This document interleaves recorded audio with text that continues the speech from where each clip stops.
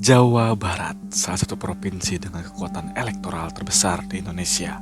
Di setiap pertarungan politik nasional, Jawa Barat hampir selalu menjadi wilayah yang sangat diperhitungkan.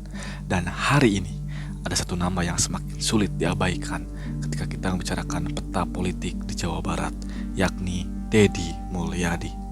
Seorang politisi yang kini duduk sebagai gubernur Jawa Barat.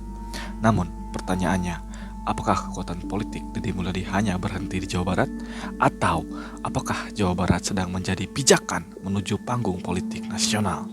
Di video kali ini, kita akan membedah peta kekuatan politik Deddy Mulyadi. Bukan untuk meramal siapa yang akan menjadi presiden, tetapi untuk melihat seberapa besar sebenarnya modal politik yang dimiliki Deddy Mulyadi hari ini. Inilah peta kekuasaan. Untuk memahami kekuatan Deddy Mulyadi, kita harus kembali ke tahun 2024. Saat itu, Deddy Mulyadi bersama Erwan Setiawan bertarung dalam pemilihan gubernur Jawa Barat. Hasilnya tentu sangat mencolok. Deddy Mulyadi dan Erwan Setiawan memperoleh lebih dari 14 juta suara, tepatnya 14.130.192 suara atau sekitar 62,22% suara sah.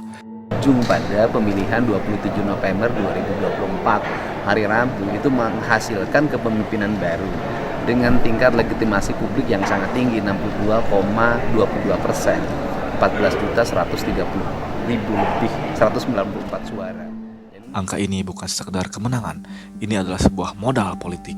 Karena Deddy Mulyadi tidak memenangkan Jawa Barat dengan selisih tipis, ia memenangkan pertarungan dengan dukungan yang sangat besar. Dan ketika kita berbicara mengenai politik nasional, angka sebesar ini tentu tidak bisa diabaikan.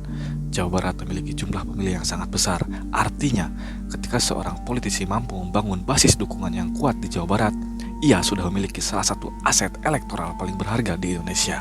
Tetapi, ada satu hal yang harus kita ingat. Menang besar di pemilihan gubernur tidak otomatis berarti menang di pemilihan presiden, karena medan politik nasional jauh lebih kompleks. Dan disitulah perjalanan politik Deddy Mulyadi menjadi menarik untuk dibahas. Sekarang kita masuk ke angka yang menjadi perhatian. Pada Juli tahun 2026, Lembaga Survei Indonesia mencatat tingkat kepuasan masyarakat Jawa Barat terhadap kinerja Deddy Mulyadi mencapai 95,4%. Angka yang sangat tinggi. Dari angka tersebut, 39,3% responden menyatakan sangat puas, sementara 56,1% menyatakan cukup puas. Tetapi, jangan salah membaca angka ini. 95,4% bukanlah elektabilitas. Ini adalah tingkat kepuasan terhadap kinerja sebagai gubernur. Artinya, angka ini belum bisa digunakan untuk mengatakan bahwa Deddy Mulyadi pasti memiliki elektabilitas sebesar 95,4% untuk pemilihan presiden tahun 2029. Namun, angka ini tetap sangat penting. Mengapa? Karena kepuasan publik merupakan salah satu modal politik. Jika masyarakat merasa puas terhadap seorang pemimpin, maka pemimpin tersebut memiliki ruang yang lebih besar untuk membangun kepercayaan. Dan dalam politik, kepercayaan adalah aset yang sangat penting. Selain itu juga, ada hal lain yang membuat Deddy Mulyadi berbeda, yakni cara berkomunikasi dengan masyarakat.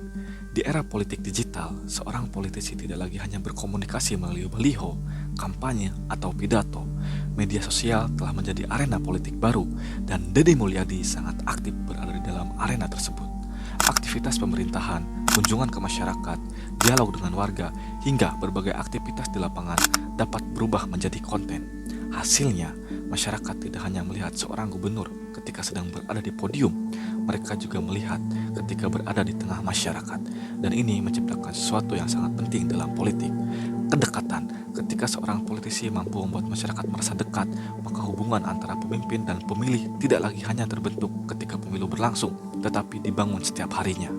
Namun, sekarang kita sampai pada pertanyaan paling penting. Jika Deddy Mulyadi memiliki kemenangan elektoral yang besar, memiliki tingkat kepuasan publik yang tinggi, dan memiliki sorotan media sosial yang kuat, apakah itu berarti Deddy Mulyadi otomatis menjadi calon kuat pemilihan presiden 2029? Jawabannya belum tentu, karena politik nasional bukan hanya soal popularitas. Ada partai politik, ada koalisi, ada mesin politik, ada dukungan elit, ada pasangan calon, dan tentu saja ada dinamika politik yang bisa berubah dalam waktu yang sangat cepat. Dengan kata lain, Deddy Mulyadi mungkin sudah memiliki modal politik yang besar, tetapi modal politik tidak sama dengan tiket pencalonan, dan tiket pencalonan tidak sama dengan kemenangan.